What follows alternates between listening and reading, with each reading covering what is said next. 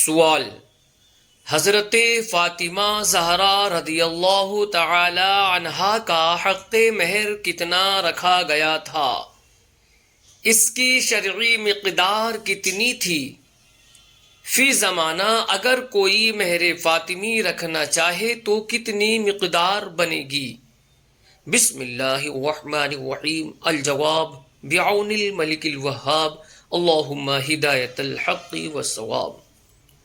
اکثر ازواج مطہرات رضی اللہ تعالی عنہن کا مہر 500 درہم یعنی چاندی کے سکے سے زیادہ نہیں تھا، لیکن ام المؤمنین سیدہ ام حبیبہ رضی اللہ تعالی عنہا کا مہر 4000 درہم یا 4000 دینار تھا، اور حضور صلی اللہ علیہ وسلم کی شہزادی حضرت سیدہ فاطمہ زہرا رضی اللہ تعالی عنہا کا مہر 400 مثقال چاندی تھا، جس کا وزن 150 تولے چاندی بنتا ہے، جو گرام کے حساب سے 1749 گرام 6 ملی گرام یعنی تقریباً 1.25 کلو چاندی بنتی ہے۔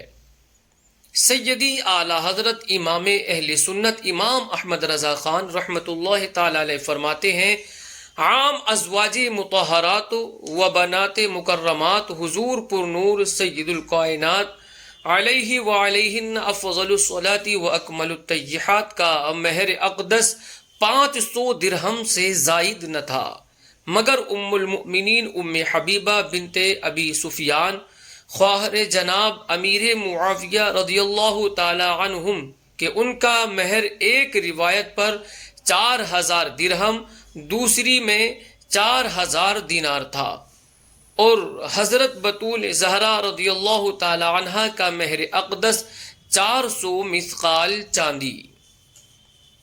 نکاح میں مہر کم سے کم 10 درہم ہے، یعنی 2 تولہ 7.5 ماشا چاندی، موجودہ وزن کے حساب سے 30 گرام 618 ملی گرام چاندی، یا بوقت نکاح اس کی جو قیمت بنتی ہے، اس سے کم مہر مقرر نہیں کر سکتے، زیادہ مقرر کر سکتے ہیں۔